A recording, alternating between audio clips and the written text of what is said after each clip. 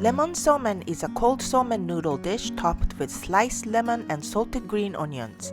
Somen is a summertime staple in Japan where it gets so hot and humid.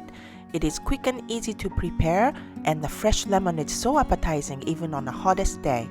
Complete recipes on JapaneseCooking101.com.